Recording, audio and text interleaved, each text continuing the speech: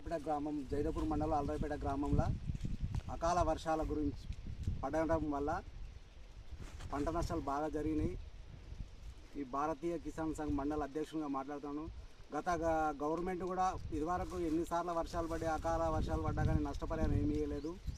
ఇదే విధంగా ఇప్పుడు ఒకసారి పోయిన సంవత్సరం ఒకసారి పంటలు ఖరాబ్ అయ్యాయని చెప్పినాము. అప్పుడు ఏదో కొంత రాసిన వాళ్ళకి వచ్చినాయి పంటలు ఖరాబ్ అయిన వరకు. ఇప్పుడు కూడా నష్టపోయిన వారికి అందరికీ ఒక ఎకరానికి 40,000 చొప్పున గవర్నమెంట్ అందరికీ ఇవ్వాలని, రైతులను ఆదుకుంటేనే బాగుంటుందని అందరికీ మనవి చేయుచున్నాము. ఇది తీరని లోటు, రైతు వెన్నుముక అంటారు. అది ఏదైనా పరిస్థితి నోట్లోకి వచ్చిన అన్నాన్ని ఖరాబ్ చేసినట్టు అయిపోతుంది మా పరిస్థితి. అకాల వర్షాలు, రాళ్ళు పడడము కానీ, గాలులు, ఈదురుగాలు, ప్రతి ఒక్కటి అన్ని విధాల సమస్యలు ఉన్నాయి. నోట్లోకి వచ్చిన పంట చెడిపోయింది కాబట్టి దీనికి గవర్నమెంట్ ఆదుకొని మమ్మల్ని అందరినీ ఆదుకోవాలని రైతుల తరపున, మా మండలి తరపున నుంచి నేను కూడా మనవి చేయుచున్నాను. ఇది ఒకరి నా యొక్క మనవి.